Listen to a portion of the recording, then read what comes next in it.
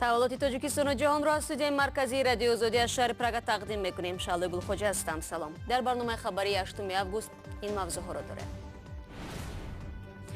مرگ در راه به مردیکور بزرگ. مهاجر 35 ساله توجیک برای دریافت روزی به روسیه رفت اما از آنجا تابوتش را به وطن می‌آورد. ما خوشبختیم که در تاجیکستان هستیم. صحبت آخرین سیاحان خارجی پیش از حمله در دنقره. گروه ما از 2 آمریکایی، 2 شهروند شویتساریا، 2 نفر از هلند و 1 فرانسوی عبارت است. وقتمان خیلی خوش می‌گذرد و تاجیکستان هم کشور خیلی زیباست.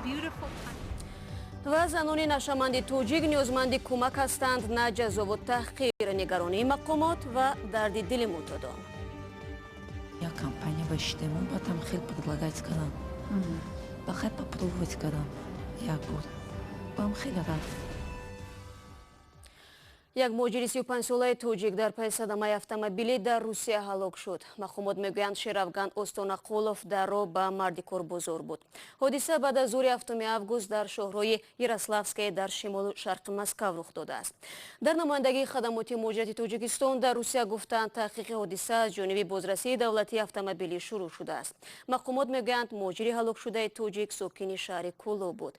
در روسیه بنا به حساب‌ها از 1 تا 1.5 میلیون مهاجر کاری از تاجیکستان کار و زندگی میکنند. هر سال در این کشور بیش از 1000 شهروند تاجیکستان با علتهای مختلف هلاک میشوند. دیروز باز 3 روزنامه‌نگار کشته شده روز در مسکو را ویدو کردند. آنها را 30 ایول در آفریقای مرکزی قتل نمودند و تا به حال شرایط کشتار آنها و هویت حملگرانشان نامعین مانده است.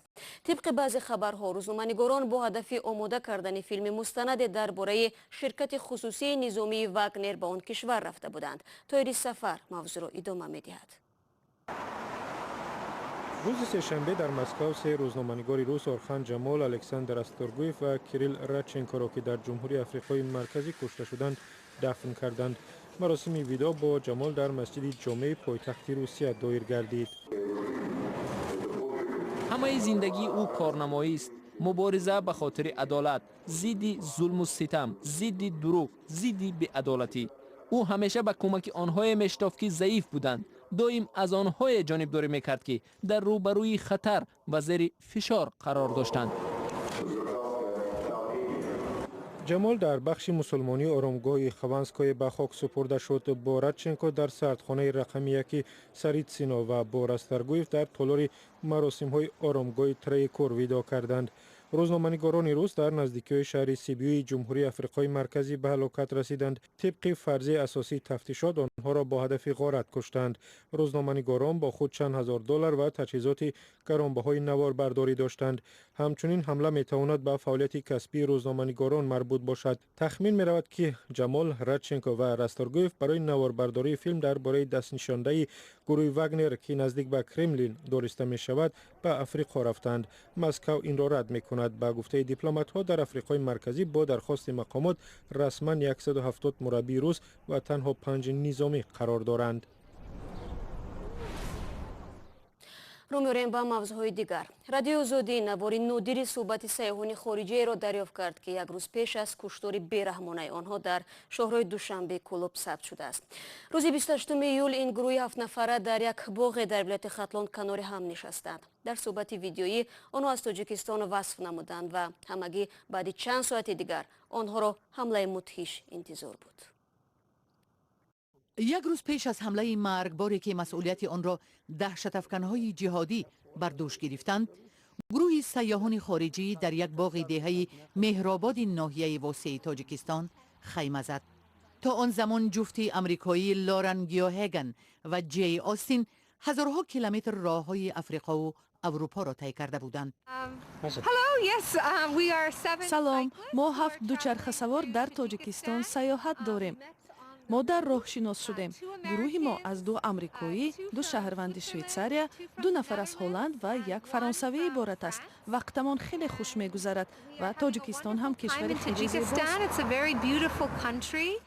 روزی بعدی 29 ایول هنگام حرکت در شاهراه کولاب دوشنبه، سیاحان در قلمرو ناحیه دنقره مورد حمله گروهی دهشت افکن قرار گرفتند.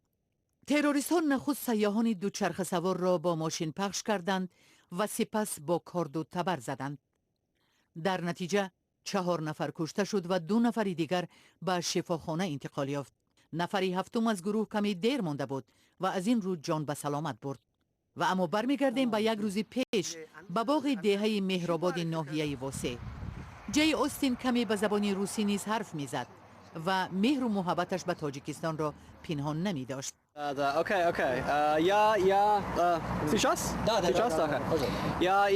من و دوست دخترم عاشق تاجیکستان هستیم. ما تاجیکستان را دوست می داریم. این کشوری زیباست.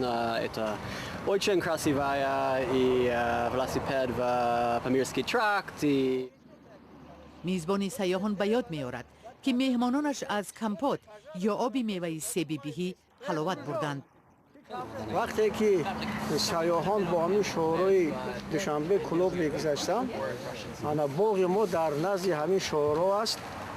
دقت وایو را درختان کلان سایه افکن جلب کرد و وایو پرسیدن از ما اجازت پرسیدن که آیا ما میتوانیم که لحظه در همین گرمی روز در همین وقت استراحت همون ما البته را با جان دل و یا را اجازه دادیم. یک گروه سیاحان در باغ ما گذشته در سگ درختان سایه افکن شیشتن استراحت کردند. از این مهمان نوازی تاجیکان سیاح امریکایی خیلی خوشحال بود. The people of Tajikistan are very nice. It has been a challenging journey with مردم the high تاجیکستان بسیار elevation. مهربان هستند. سیاحت ما چالشی زیاد دارد. گاه به قله‌های پامیر بالا میبرایم و گاه تا وادی‌های وخان و برتنگ پایین میشویم. گاه دوچرخه بوم بوم بوم به زمین میخورد، ولی این حال بسیار خوب است. ما در این سفر دوستی زیاد پیدا کردیم. خوشبختیم که در تاجیکستان در راه به دوشنبه هستیم. And we're very happy to be in Tajikistan and to be heading toward Dushanbe. در آن ساعت لوران نمیدانست که روی آنها ناتمام میماند و رشته حیاتشان تا دوشنبه نرسیده کنده می شود. فاجعه با سیاحان خارجی در حال به عمل آمد که تاجیکستان امسال را در کشور سال جهانگردی اعلام کرد. بیننده عزیز، از شما معذرت میخواهیم که بعضی لحظه های خشن را برایتان نمایش دادیم. ما برنامه را ادامه میدهیم. امروز از جنگ روسیه و گرجستان که در پی آن تفلیس 2 ولایت جدای طلبش را از دست داد رسد 10 سال گذشت. این جنگی که همگی 5 روز ادامه کرد به سرنوشت 10,000 نفر تاثیر گذاشت. درگیری از کجا آغاز یافته و تا به کجا کشید؟ خیرامان بقازاده گزارش میدهد. صبح 8 اوگوست سال 2008 در اسیت جنوبی با صدای تیرپرانی نیروهای گرجی آغاز یافت. همینطور جنگ 5 روزه میان روسیه و گرجستان شروع شد که تا به حال طرفها در سر زدن آن همدیگر را گناهکار میکنند. از آغاز سالهای 90 گرجستان با 2 منطقه جدای خواه، ابخازستان و اسیت جنوبی که در عمل بنابر پشتیبانی نیروهای روسیه مستقل بودند، مناسبات مرکب و اما دوستانه را حفظ کرده است. در سال 2008 گرجستان احتمال شامل شدن به ناتو را بررسی نمود و این باعث اوج گرفتن نزاع شد. روسیه به ابخازستان نیروهای علاوگی را فرستاد. پرزیدنت آن وقته گرجستان میخائیل ساکاشویلی این عمل را همچون تلاشی غصب انکلاف ارزیابی نمود. به عقیده ما از لحاظ حقوقی آن چیزی را که رخ داد باید همچون اشغال، اما آن چیزی که در همین لحظه ها میگذرد باید چون عملهای خشن قبول کنند. بعد چند ماه تشنج افزا و تیرپرانی ها وضعیت از تحت کنترل بیرون شد. در تفلیس می گفتند که نیروهای روسیه به اسیتی جنوبی داخل شدند. مسکو در درگیری های نظامی گرجستان را گناهکار نمود. مردم آسایشته و گرجی تبارها به ترک منطقه نزاع در اسیتی جنوبی شروع کردند. 10 اوگوست نیروهای گرجی عقب نشینی کردند، ولی در این وقت فرانتی نو باز شد. تانک‌های روسیه خاک ابخازستان را عبور نموده به دره کودور، یگانه منطقه‌ای که زیر اداره تفلیس بود، وارد شدند. جنگ فراتر از جمهوری‌های جدای خواه رفت. نیروهای روسی به گوری بیرون از قلمرو اسیت جنوبی نزدیک شده شهر و پایگاه نظامی را تیرباران نمودند. بعد 1 هفته نیروهای روس به بیرون شدن از گوری شروع کردند. در مسکو می گفتند که به خروج نیروهای نظامی ابرقدرت‌های غربی پافشاری نمودند. баъзе гурезаҳо тавонистанд ба хонаҳояшон баргарданд, аммо чунин имконият бо ҳамин ба даҳҳо ҳазор нафари дигар даст надод. низо камтар аз як ҳафта идома кард, вале паёмади давомдор дошт. русия истиқлолияти осетияи ҷанубӣ ва абхозистонро эътироф кард ва бо ин норозигии раҳбарони ғарбиро ба вуҷуд овард. нирӯҳои русия мисли қабл дар ҳар ду қаламраве ки тифлис онҳоро манотиқи ишғолшуда ном мебарад мустақар ҳастанд. дар пайи низо садҳо танкушта ва даҳҳо ҳазор гуреза шуданд. русия тавонист ки дар минтақа назорати низомиро ҷорӣ кунад. бармегардем ба тоҷикистон. мақомоти тоҷикистон аз афзоиши занони нашаманд бонги изтироб мезананд. феълан шумораи онҳо дар кишвар ба ҳазорҳо нафар мерасад. бархе аз ин занон мегӯянд мӯътодӣ барои онҳо дар аввал талоши фирор аз ғаму ғусса ва мушкилот буд, аммо зиндагиашонро якбора ба боди ҳаво дод. сарвинози рӯҳулло имкони суҳбат бо чанде аз ин занонро дошт. саида 14 соли ахир ба мушкиле гирифтор аст. як иштибоҳ дар зиндагӣ ӯро ба роҳе бурд ки баргашта наметавонад. ӯ нашъаманд аст. шаварам каде бисёр ҷангу ҷанҷол мекардем. вай амал рустӣ мекард ин кора. ҷудо шудаму хеле ки гуфтам гурбат сар кардам. саида 4 фарзанд дорад. мушкилоти зиндагӣ ӯро ба ин роҳ бурд. духтаро кади штаму як компания ба штему батам хел предлагать кардам. бахай попробовать кардам як бор. бам хеле рафт. ҳоло саида дар як маркази тиббӣ машварати табобат мегирад. мегӯяд ин роҳи интихоб кардааш зиндагиашро беранг кард. ин зан ҳам ки ҳамсоли саида аст, сарнавишти талхтаре дорад. зульфия модари 2 писар аст. пас аз 20 соли нашъамандӣ бо ҳасрат дар бораи зиндагиаш мегӯяд. вақте бо кӯдакам дар хобгоҳ зиндагӣ мекардем, бо як ҷавоншинос шудам. муносибатҳоямон хуб буд. бо гузашти вақт оиладор шудем. 6 сол зиндагии осуда доштем, аммо баъдан ҷанҷолҳо сар шуд. аввало ба ман пешниҳод кард ки аз маводи нашадор бичашам, баъдан аз он зиёдтар. ман мӯътод шудам. ин беморӣ зульфияро барои 3 сол ба зиндон бурд. мегӯяд баъди раҳо шудан чанд маротиба талош кард зиндагиашро тағйир диҳад.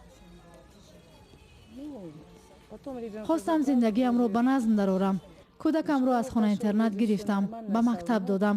зиндагӣ гӯё ба роҳи худ мерафт, аммо боз дард авҷ мегирифт. боз ба ин роҳ рафтам, натавонистам тарк кунам. куҷое мерафтам, мегуфтанд ки зиндонӣ омад ё нашъамандро бин. ҷои кор пайдо кардан мушкил буд.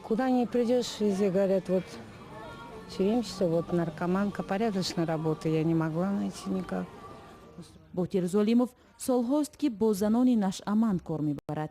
мегӯяд 99% ин занон бекоранд. як теория ҳаст ки агар зан мардум ба ин даст занад, баромадани аз ин ҳолат назар ба мард дида хеле душвор аст. ин ҳам як чӣ хел гӯям, ин вобаста бо физиологияи зан, барои ин ки организми зан фарқият дорад аз мард дида. ба иттилои кумитаи корбозанон танҳо дар 6 моҳи аввали соли ҷорӣ 350 зани мӯътоди маводи мухаддир сабти ном шудааст. ин рақам соли пеш ба 163 нафар мерасид. тибқи иттилои расмӣ 80% занони нашъаманд аз 18 то 34 солаанд. заноба намезебад ин кор. саида умед дорад ки рӯзе аз ин беморӣ раҳо меёбад ва ба зиндагии маъмулӣ бармегардад. ва як зани бознишаста дар деҳаи бободархони ноҳияи Ашт аз ҳисоби пасандозҳои шахсияш пул сохтааст. ин пули мошингузар ки маркази ноҳияро бо деҳаҳои Моломер ва Кулихоҷаи шаҳраки Шайдон мепайвандад, имрӯз бо ширкати раиси ноҳияи Ашт ифтитоҳ шудааст. Турсун биби Одибоева 76 сола барои сохтмони ин пули мошингузар 40 000 собонӣ харҷ кардааст. дарозии пул 13 метр ва бараш 5 метр будааст. бо ин хабарнашри навбатии барномаро анҷом медиҳем. ҷузъиёти хабару гузоришҳои имрӯзу дирӯз ва мавзӯъҳои рӯз дар сомонаи мо www.ozodi.org гузошта шуда. саҳифаҳои мо дар ҳама шабакаҳои иҷтимоӣ фаъол аст ва албатта тамошои Озоди видео ютубро фаромӯш накунед. ҷаҳони сипос ва то барномаи фардо. худо нигаҳдори ҳар якишон.